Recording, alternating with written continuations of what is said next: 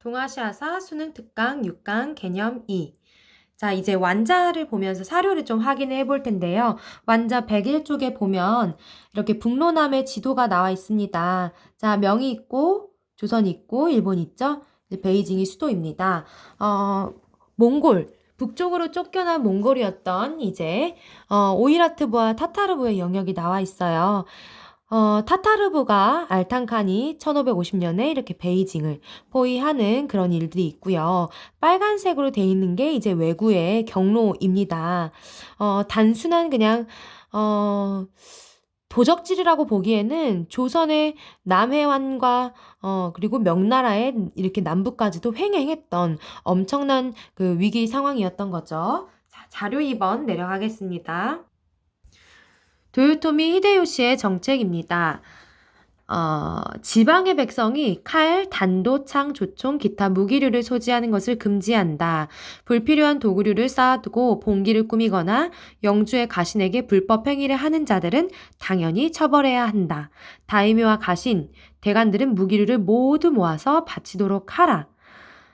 무기를 소지하는 것을 금지하고 있는 것도 다 거두는 그런 장면입니다. 무기 몰수령 혹은 도검 몰수령 혹은 도수령이라고도 합니다.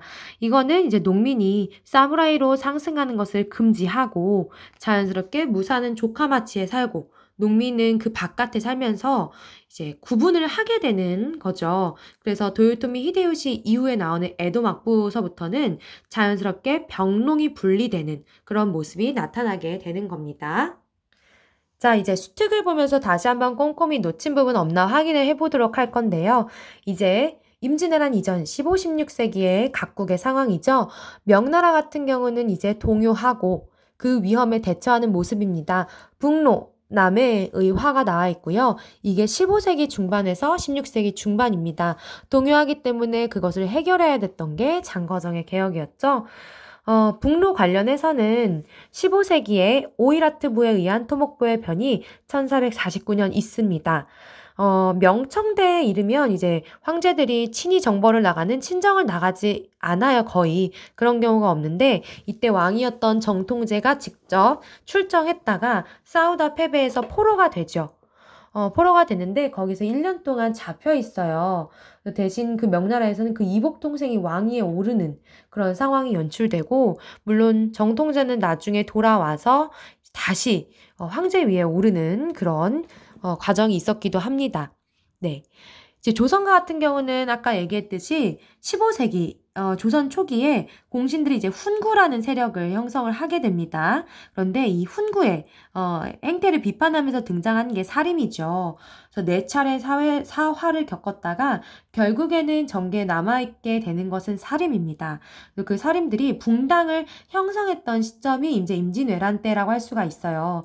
특히 선조 때 이르면 동인과 서인으로 갈라지게 되고 임진왜란 직전에 사절단이 한번 가서 일본의 정세를 보게 됩니다. 도요토미 히데요시에 대해서 평가를 하게 되는 거죠. 뭐, 저 사람 조심해야 된다. 라는 의견이 있었고, 도요토미 히데요시는 큰 일을 벌일 위인이 아니다. 라는 의견도 있었습니다. 이게 동인과 서인의 의견이 또 달랐던 거죠. 그런 상황이었고요.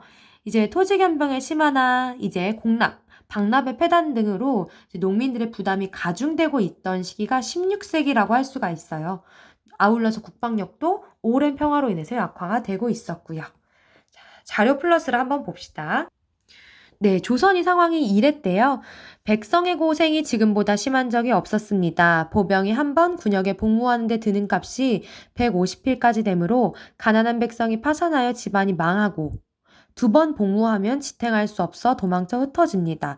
도망치면 친척에게 거두기 때문에 친척도 지탱하지 못하고 흩어집니다. 군역 복무하는데 드는 값이 150필이다. 이거 하나 했다가 망한다.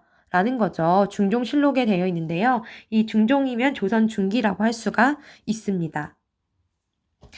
그래서 밑에 보면 농민층이 힘들어지면서 군에 복무할 인원과 이제 세금 수입도 감소를 하죠. 그래서 조선 정부에서는 이제 직접 군대 훈련을 부과하는 군역 대신에 군포를 받게 되는 겁니다. 여기에 나오는 150필처럼요. 군포를 받아서 군대 운영 비용을 충당하고자 했으므로 실제 전쟁에 동원할 수 있는 군인의 수는 또 감소한 상태였다라는 겁니다.